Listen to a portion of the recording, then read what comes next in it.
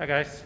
So we know over the past 2 years, 3 years, BMW has been very strong with their range of plug-in hybrid models. So previously we had the 330e M Sport that was very popular. Okay, the F30 330e. We do not know whether if the G20 330e will be coming, but the F30 330e was very popular, as is rather the current G30 530e, and there's also now the 7 Series 740LE. Previously, it was the 2-liter 740LE. Now with the facelift, it has become the 3-liter 6-cylinder 740LE, which I've always said this before. That is how a big BMW should be, right? With a nice, smooth inline-6 engine. So the other popular model of the other popular plug-in hybrid model from BMW was the X5. And if you remember, the previous gen X5, which benefited from EEV incentives, was sold at a very attractive price. It was sold almost at X3 price levels. But hey, how much was the previous X5? Ivan Choi? 388. 388, right?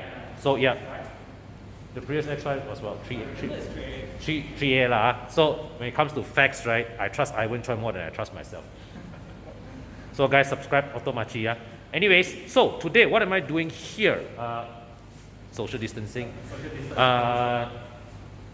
We are here to check out the new X5 plug-in hybrid, locally assembled. Now, as I record this, the pricing of this car has yet to be announced, has yet to be made available. But by the time this video hits YouTube, the BMW would have communicated the price to us. So right now, as you watch this, I'm flashing the price of the car here. Okay? All right. So let's go and check the car out.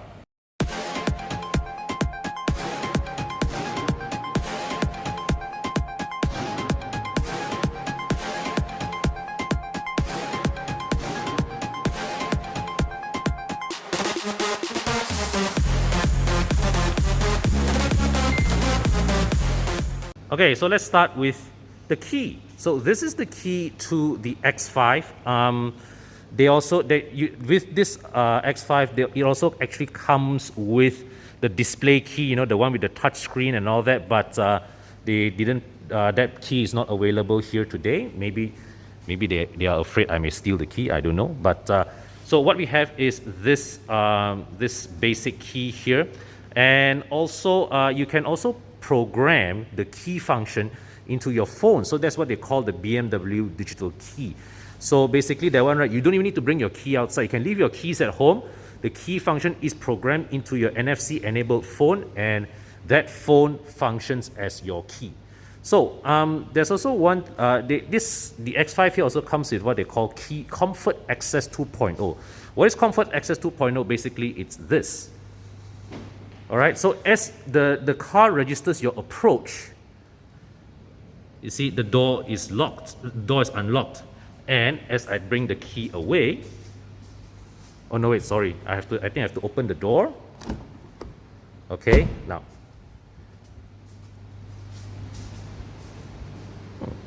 It doesn't work. There it is. Well, there you go. So maybe the car was a bit confused. Let me do it again. Bring the key away. Yeah, so the door locked itself. Okay, right. Let me just bring you on around. Now you see, one thing you see is that the rear end of this car, this is very low. Why is this so? Because this car has front and rear air suspension. So because the car is switched off, of course the air suspension, it will clear all the air inside the dampers. Okay, all right. So now I better leave this key like somewhere here so that the car does not simply lock and unlock itself. Okay, maybe I should just disable this feature first. To disable this, all I have to do is go to Settings, Doors, Vehicle Access, Comfort Access. You disable it here and here. Okay, yeah. But I think otherwise, this is a very cool feature to have. Mazda cars, for example, have always has had the walk-away auto door lock for the longest time. Honda Civic as well, Renault cars as well. So this is a cool feature to have, where especially those of you guys who are always forgetful, always forget to lock your cars. Then this is just you walk away, the car automatically unlocks. Okay, so what else about this? So this is the this X5 xDrive45e. This comes with M Sport package, so you can see the front bumpers very aggressive in its design. The headlights. This is the BMW LED. These are BMW LED headlights, so it's a pretty high spec headlight. But one thing I have to mention is that, just like what I've said with the 3 Series as well, globally, right, when you look at the global promotional pictures, you see the LEDs, the daytime running lights, with that, you know, that C shape. Okay, this one does not. So with that more Chang'e C-shaped light signature, that is of course for the laser lights, and those laser lights are crazy expensive. So perhaps I think our market maybe is not ready for the costs involved with that. So BMW Malaysia has wisely put in a still advanced, still high-grade LED headlights, but the appearance is like this. So one thing I have to say is that I don't understand why BMW globally chose a rather underwhelming appearance for this headlights, because I think they should have given for this, because this is a rather high spec headlight in itself. So this one should also have been given a more, you know, a more up spec appearance versus the laser lights. Okay. Yeah. So we come to the side here. Now, one thing I noticed, the tires, the wheels rather, from the looks of it, rather conservatively sized. Let's see what's the tire sizing here. 275/45 R21. Damn, this car is massive, because it made these 20-inch wheels look small. And the rears, these are not small tires. 305/40 R20, rather big. Okay, rather big tires. Good. Okay, so let's step back and give you an overall view of the car. So you can see here, very in this white. So you see these character lines that run up here. Okay, down this one as well. So very sharp, very prominent character lines. Particularly in this white paint, it brings out those lines as well. Okay, so come to the back. So this is the rear end of the X5 with the M Sport lower bumper diffuser, and I believe, yeah, powered opening. Okay, so as always, the X5 has had this split tailgate. This one carries on that tradition. So the upper one is oh no, so both upper and lower tailgates are powered release. Okay, this is nice, and what you can do is this allows you to raise and lower the car. Okay, all right. So here, this latch here releases the split folding rear seats, and with the seats down, you expand your cargo capacity from 500 to, was it what, 1,007 over liters. So pretty good. Open under here. So this one here has a pneumatic gas strut here as well to hold this up in place while you access all these things here. Right, and over here there's this hook here and here to hang your groceries, and inside here 12-volt socket, and there's a net here for you to store away small barangs. Okay, yeah, and this is a nice, always has been a cool feature of the X5, where the lower tailgate drops down. you can use this to, it helps you when in the loading phase where it's easier for you to just carry your things up, load this, so that, you know, even if let's say like you carry something abrasive, you scratch, right, you only scratch this plastic, you don't scratch the bumper or paintwork underneath. Okay, so rather cool. Let me just close this and I'll enter the back seat.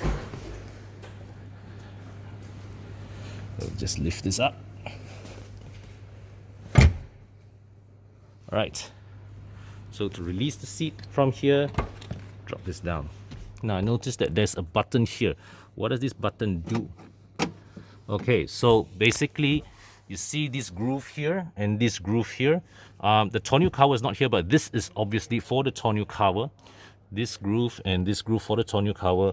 You press this down to release the tonneau cover from this this hole here. Okay, so I'm gonna bring this up and I'll raise this as well.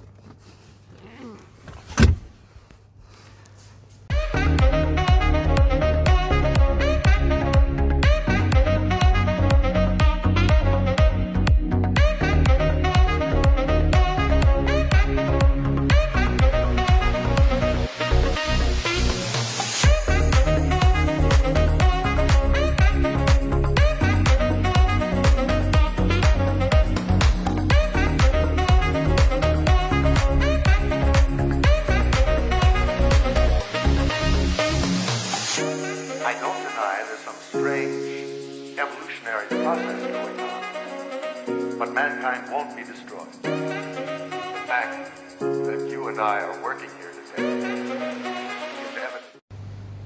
Alright, so let's step inside. Okay.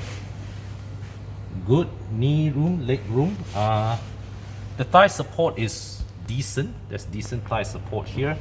And good space up here. The lean angle is great. It's lovely. So this is a very, I'm already finding myself in a very relaxed sitting position. You know, and I can imagine myself being very comfortable in this for an extended period of time. So let me just show you the door card here. A lovely mix of materials here. Okay, this satin chrome finish here, and this wood inlay. I like this wood inlay. I like this treatment. And you come here. This is the rear climate control stack. Quad zone climate control here. Evidently individual temperature control. Okay, gonna off this. Okay, you've got panoramic roof, which is not fully open. Let me just try and open this. All right. So you've got a panoramic roof up here. But these rear seats are lovely. These rear seats are lovely. Very, very good angle, and I can imagine sitting here for a long period of time. So you've got a screen here. Let me see if I can engage the screen. Basically, it shows you this rear entertainment screen. Let me just see. So it's touch. Obviously, well, obviously some functions are restricted, but I believe as you use this car, you can discover more things about it. All right. Yeah. So let me just try and check out the armrest here. Open this. I'm surprised they didn't carpet the surface. This is plastic. All right. So open this. This mechanism is good. Feels solid. All right. Cup holders. All right. What else is there to discover here? Oh, so down here you've got a HDMI port and two USB-C ports here.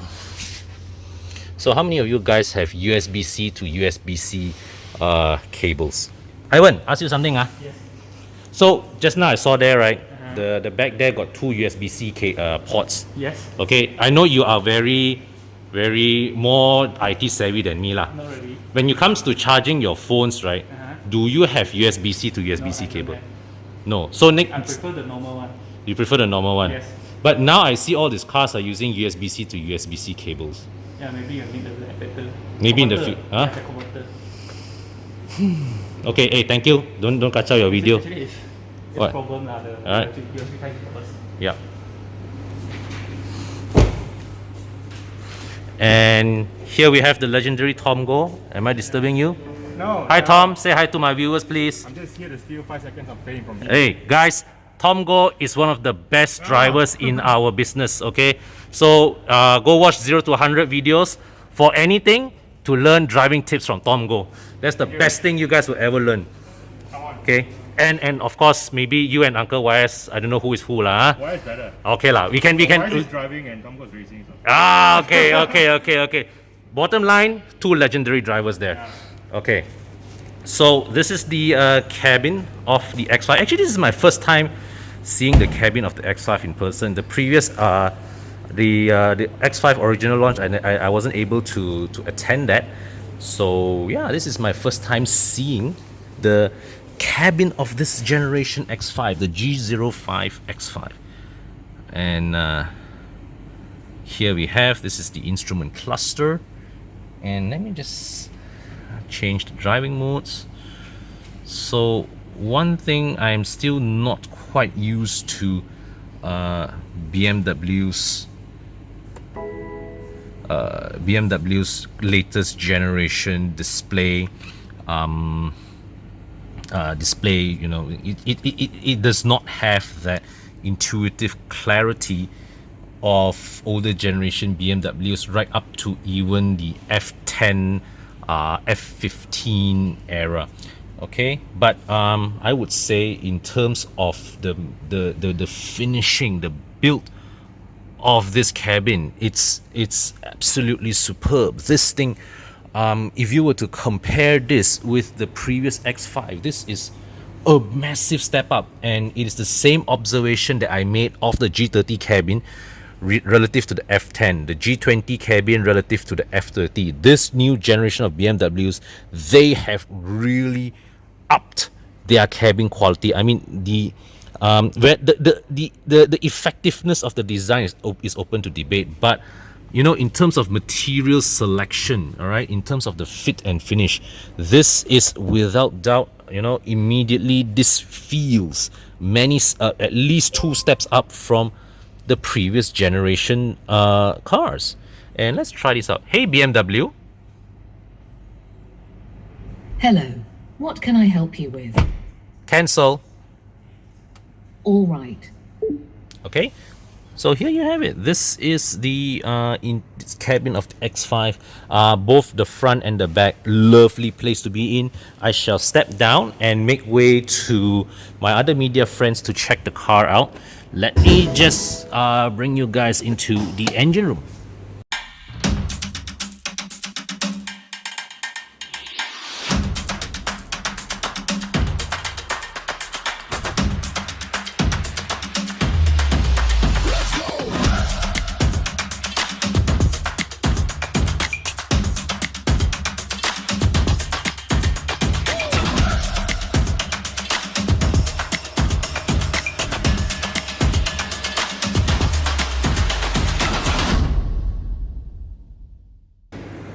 So, yep, the previous gen X5 40e plug-in hybrid had a 2-liter 4-cylinder engine. I think it was the N20 engine mated to a plug-in hybrid system. This time, good news, we have got a 3-liter inline-6 engine back under the bonnet. And honestly, this is the kind of engine that we want to see in a BMW, right? It's always been the best BMW engines have always been the inline-6, and it's good that, you know, now the 740LE it has went back to an inline-6. The X5 also now goes back to an inline-6. Hopefully the 5 Series facelift when it comes to Malaysia will also give us the option of an inline-6 engine as well. Yeah, just to run you through the numbers, this engine makes 286 horsepower, 450 Newton meters of torque. So it's quite under-tuned because the B58 engine in, say, like the 540i or the X540i makes 320 horsepower. So 286 horsepower from this is it's a relatively undertuned state, and they supplement it with 113 horsepower from the electric motor, and 265 newton meters of torque. Combined system output is very useful. 394 horsepower, 600 newton meters of torque.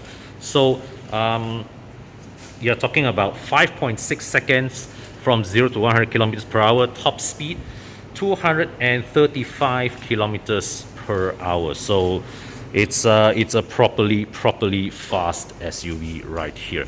So for the safety conscious amongst you guys, the X5 here does come with advanced driver assist features.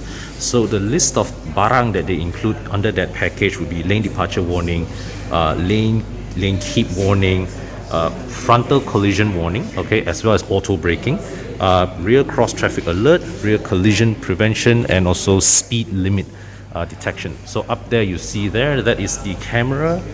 Down here is the radar module, and you have got 360-degree camera as well. This is the front camera between the kidneys, and here we have, this is the side camera on either side mirror. So right at the back as well, that is the back camera. Okay guys, so here you have it. This is the new X5 xDrive45e. As I record this, today is the 4th of June.